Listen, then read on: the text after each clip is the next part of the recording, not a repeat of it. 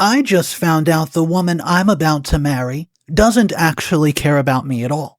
See, she was going to get my parents involved, have them fly all the way down to my state to tell them that I was doing something horrible and this was all an elaborate setup.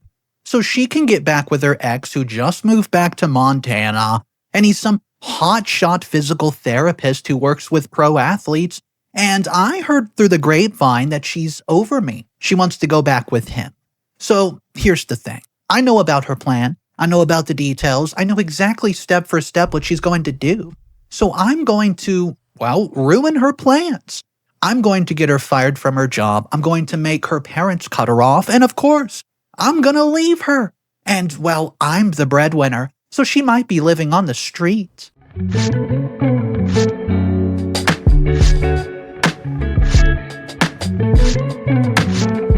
I'm 31 male. I just burned my entire life to the ground 3 days ago. I honestly can't tell if I'm justified or if I've become a monster everybody says that I am. My best friend says I need to write this out to process it, so here it goes. Buckle up because this is going to be big. I met Sierra 4 years ago when my cousin dragged me to his girlfriend's birthday party. I didn't want to go. I was in bed, and I was just in a bad place mentally after my brother had passed away the year before, and I'd basically been living like a hermit. But my cousin Shane literally showed up at my apartment and refused to leave until I came out. Sierra, she was bartending the party as a favor to the birthday girl. She made me this ridiculous bright blue cocktail, told me it matched my sad boy energy, and somehow made me laugh for the first time in months, so we talked. All the way into the wee hours of the night. Not anything profound, just stupid crap about how she thought birds were government drones. She was joking, I think. Her theory that all Olive Gardens were connected by underground tunnels and her genuinely concerning addiction to gas station coffee. She had this way of making everything sound like an adventure. She told me about getting kicked out of Whole Foods for trying to liberate a lobster. About the time she accidentally joined a MLM scheme, thinking it was a legitimate candle-making business. About how she was convinced her neighbor was in a witness protection program because he had too many different license plates. Guys, I need you to understand, Sierra wasn't just beautiful or fun. She was magnetic in this chaotic way. She would show up at my apartment at 2 a.m. with ingredients to make depression pancakes. They had chocolate chip bacon. Chocolate chips and bacon. And for some reason, crushed Doritos. She would text me random facts like, did you know cows have best friends? When she somehow knew I was having a bad day.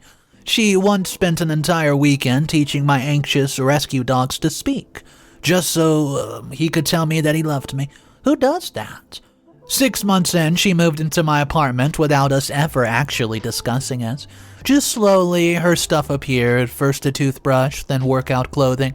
Then suddenly, there was a 6-foot-tall metal giraffe sculpture in my living room that she bought from some dude on Craigslist. I came home one day and she painted one wall bright orange because she read that it promotes emotional healing and I should have been annoyed, but instead I was just grateful. She made my apartment feel less like a tomb. So, the first 2 years were genuinely perfect in this weird way. She would cook elaborate meals that somehow always made the smoke alarm go off. I would pretend her experimental cooking was actually edible, and I would fix her car when it made these weird noises. She would sit in the garage and tell me stories about customers at the bar where she worked, and she got me through the anniversary of my brother's passing by planning this elaborate scavenger hunt that ended at his favorite spot by the lake. I knew I was going to marry this woman when she sat with me in silence for 3 hours at that spot, just holding my hand. But here's where things start to get weird. About 18 months ago, Sierra's dad got diagnosed with early onset dementia. He was 57. She was devastated. Started flying back to Montana every other weekend to help her mom. I offered to go with her, but she said that she needed to process it alone. I respected that. I gave her space, covered her bills, and, when she had to take time off work, sent her mom grocery deliveries, and I thought I was being supportive. Around this time, she connected with Wyatt, her high school boyfriend who was now some hotshot physical therapist working with professional athletes. He moved back to Montana to open his own practice, and at first, She was transparent about it. Told me that they ran into each other at the hospital where her dad was getting treatment. It was awkward, but it was civil. I wasn't thrilled, but I trusted her. She'd been with me through the worst, so I could handle her having a cordial relationship with an ex while dealing with family trauma. The changes started really small. See, she would come back with these things from Montana. Just different. Distant for a few days. Then overly affectionate, like she was compensating, and she started doing these intense workout routines and said Wyatt had given her some tips for managing stress through exercise. She bought all new clothing. Gone were the vintage band tees and ripped jeans, replaced with athletic yoga pants and sundresses. When I commented on it, she said, I never noticed how she looked anyways.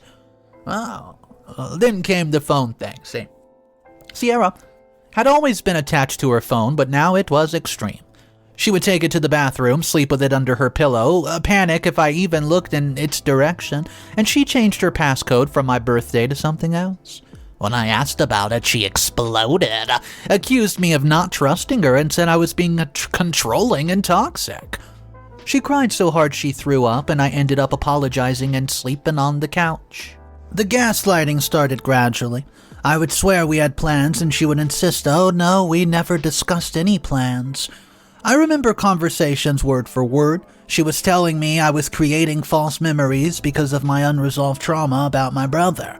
She actually convinced me to start seeing a therapist because she was worried about my mental state. The therapist, by the way, found nothing wrong with me except elevated stress and blood pressure from my relationship. But here's where it gets messed up.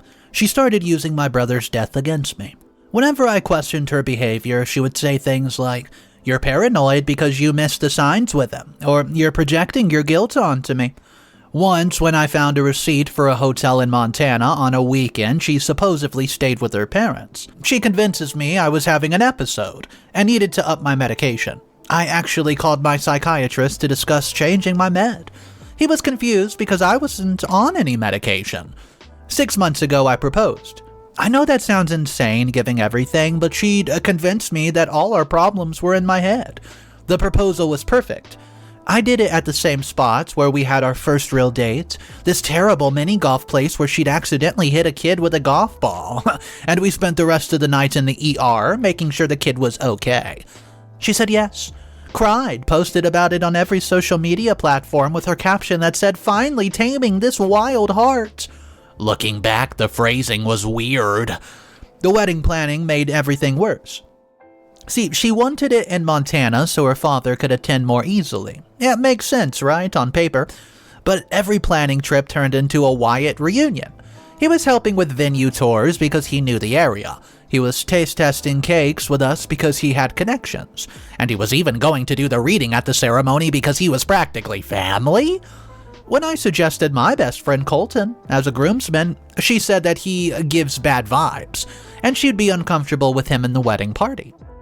2 months ago, everything almost came out. Sierra's friend Cassidy got drunk at a girls' night, and let slip that Sierra had been confused about her feelings lately. When pressed on it, she immediately backtracked, but the damage has been done, so I confront Sierra.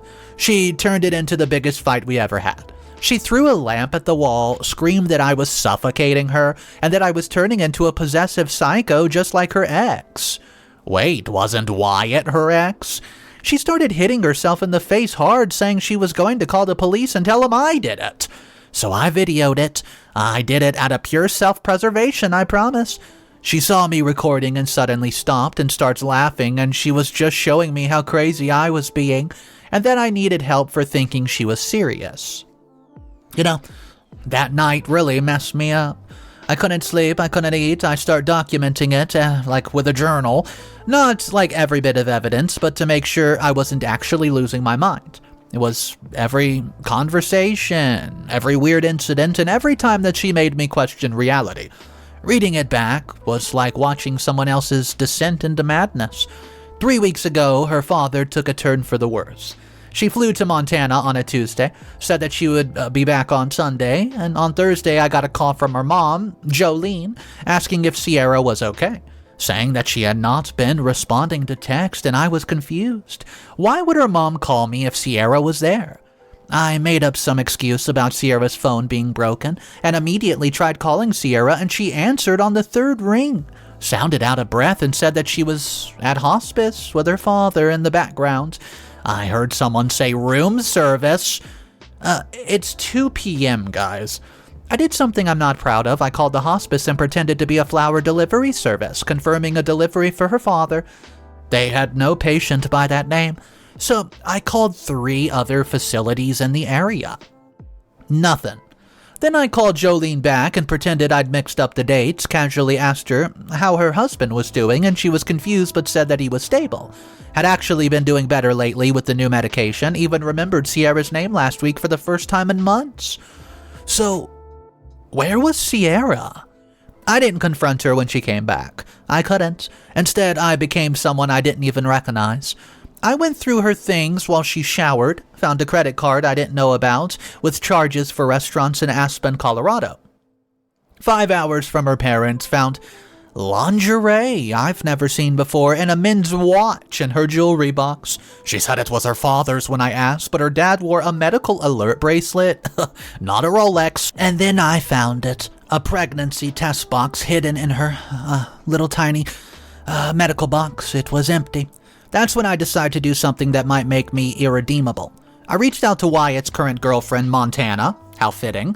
I found her on Instagram and sent her a message just saying I was Sierra's fiancé and had some concerns about boundaries. She responded immediately, "Oh my gosh, thank goodness someone else sees it." Turns out Montana had been going through the exact same thing on her end. Wyatt constantly just talking about Sierra, taking calls at weird hours, the mysterious trips, but here's the thing.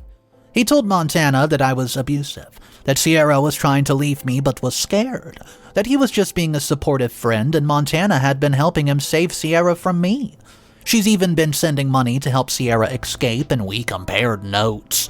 The hotel receipts matched and the mysterious trips aligned, but it was worse than just cheating. They've been planning a life together, see? Montana found the emails. Wyatt's was logged into his Gmail on their shared iPad, discussing how Sierra would claim abuse to get a restraining order, how they would move to Seattle where Wyatt had a job offer, and how they would frame me for harassment if I tried to fight back. There was a whole thread about how to make them look unstable, including Sierra documenting incidents that never even happened, guys. The emails went back 8 months, before her dad's diagnosis got worse, before I proposed, before she told me she loved me for the last 100 times. Montana and I made a pact. We would not confront them yet, we would gather everything we had. She had access to all his devices, and I had access to Sierra's routines. We became this weird trauma-bonded detective duo, texting each other findings until like midnight, meeting at all these weird shops to compare timelines, and Montana was dealing with it better than me. She said that she suspected for months but gaslit herself into ignoring it. At least she said your instincts were right, and I convinced myself I was crazy. Last Monday was when we were going to execute our plan. Simple, both confront them at the same time separately so they could not coordinate stories, but Sierra beat us to it anyways. I never expected. I came home from work to find her in the living room with 2 suitcases, Wyatt standing behind her and my parents sitting on my couch looking confused. She called them over for an intervention. She told them that I was mentally ill, that I've been watching her, following her to Montana, threatening Wyatt, that she was scared for her life. She had printouts of text messages I didn't send, photos of bruises I never caused, and even a recording of someone who sounded like me saying horrible things. My mother was crying. My dad looked at me like he didn't recognize me. I just stood there numb while she presented her evidence. Wyatt played the concerned friend, saying he was worried about Sierra's safety. She cried on cue, flinched when I moved my hands to get my phone, and it was perfectly orchestrated. Then she made her mistake. She mentioned a specific incident, said I followed her to a restaurant in Aspen last weekend, caused a scene and had to be removed by security, except last weekend I was at my cousin Shane's bachelor party in Vegas, with 30 witnesses and about 200 Instagram stories proving it. I didn't say anything, just pulled up Shane's Instagram. Handed my phone to my mom, and the relief on her face was instant. My dad, who was a cop for 30 years before retiring, immediately switched mode. Started asking Sierra specific questions, dates, times, details. She kept contradicting herself and looking at Wyatt for help, but there's this thing about liars. They never coordinate the small details. My father asked to see the bruises she documented. She said that they already healed. He asked for the medical records that she claimed to have. She said that they were in Montana. Well, he asked why. If she was so scared she would come to confront me without police here. She starts crying harder, but it was wrong, forced, performative. And then Montana walked in. I texted her when I saw Wyatt's car in the driveway, and she brought receipts, like literal and figurative, credit card statements showing them together when Sierra was supposedly with her father. Screenshots of Wyatt bragging to his friends about his side piece becoming the main course. And the coup de grace, a video from Wyatt's phone that he backed up to their shared cloud of him and Sierra in bed, laughing about how pathetic I was, how easy it was to make me think I was crazy, with Sierra doing an impression of me crying about my brother. The room went silent except for the video. Sierra's face went white and Wyatt tried to grab Montana's phone and she pepper sprayed him. Apparently she's been carrying it since finding out about the affair. My mother, all of 5'2" of her, stood up and told Sierra that she had 5 minutes to get out before she, quote, showed her what actual abuse looks like. Sierra tried to recover. Started spinning some story about how we were all conspiring against her. How this was proof of my manipulation, but my father was already on the phone with his old partner, who was still on the force, asking about filing charges for falsifying evidence and attempted fraud. Wyatt ran. Literally just bolted for the door, leaving Sierra high and dry. She tried to follow, but Montana blocked her car in and the police arrived within 15 minutes. Not to arrest anyone, but to document everything for the restraining order that I was about to file. Oh yeah, the aftermath was what I call swift. Sierra's family disowned her when Montana sent the video. The bar where she worked fired her for theft. Turns out she's been skimming tips to fund her Aspen trip. Wyatt's practice dropped him after Montana posted everything on their Google review. And last I heard, they both left the state separately, him to his parents in Texas and her to stay with some aunt in Florida. But here's where I might be the jerk. I didn't stop there. I sent everything to every mutual friend with a simple message. This is why Sierra and I are no longer together. I posted the video of her mocking my brother's death on Facebook and tagged her entire family. I contacted the 3 therapists that she made me see and told them the truth so she could document it for other potential victims. I even reached out to her ex before Wyatt, found out that she's done similar things to him. He's been in therapy for years thinking he was the abuser when in reality she was cheating with Wyatt the entire time. My friends are absolutely divided. Some say that I had every right to defend myself and expose her, and others say posting the video went too far, that I should have taken the high ground. Montana thinks that I didn't do enough. She wants to press charges for the money that she sent to help Sierra escape, and my parents are just relieved I'm safe but worried about my mental state. The therapist I'm seeing now, it's the 4th person, ironically, says my response was understandable but potentially harmful for my own healing. I can't sleep. I can't eat. I keep finding things that she left behind, a hair tie, a bookmark, the orange wall that she painted. I've had to change all my locks, my phone number, delete all social media. I'm staying with Shane temporarily because being at the apartment makes me feel physically ill. I found out yesterday that she's been telling people we were trying for a baby, that I was forcing her to get pregnant to trap her. We've never even discussed having kids. Guys, I had a vasectomy after my brother passed away because I couldn't handle the thought of potentially passing on whatever darkness plagued him. The worst part, sometimes I still catch myself missing her. Not the real her, but the version I thought existed. The girl who made depression pancakes and taught my dog to say that he loved me. I know that person never existed, but the grief feels so real. It's like mourning someone who passed away, except they're still here. Probably doing this to somebody else, so guys, here it is. Am I the a-hole for completely destroying her life instead of just walking away? For posting that video knowing it would ruin her relationship with her family? For turning her own tactics against her and making sure everyone knew exactly who she was? Or was I justified in burning all the bridges after she tried to make me believe I was losing my mind and frame me as the abuser? I honestly don't know. I don't trust my own judgment. I spent so long being told my reality wasn't real that I can't tell if what I did was justice or revenge. Guys, tell me, please, am I the a-hole? Guys, what an insane story. I want to read these 2 comments and just get your thoughts on it. The first comment says, "You're the a-hole." And honestly, you sound like exactly the abuser she was trying to escape from. The fact that you went through her things, called hospitals pretending to be someone else, and watched her credit card statements, and coordinated with Montana to spy on them, proves you have serious control issues. She was clearly terrified of you and just trying to find a safe way out. Which is why she needed Wyatt's support. Abuse victims often need help leaving dangerous situations. You posting that video of her in a private moment and venting about your relationship to her entire family is sociopathic behavior. That confirms everything that she said about you. Well, the fact that you're trying to paint yourself as the victim when you literally admit to documenting her every move and going through her belongings and just watching her shows zero self-awareness.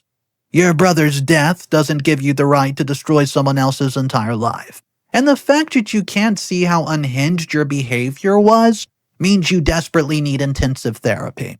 She's lucky that she got away from you before escalating to physical violence.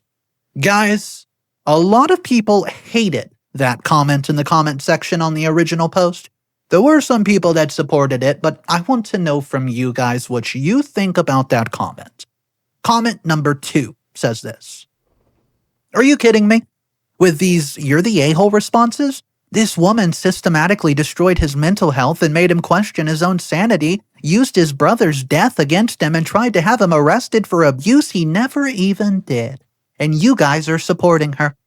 She brought his parents to an intervention with falsified evidence, bruises, threatening messages, and she was literally trying to destroy his relationship with his family and be criminally charged with it.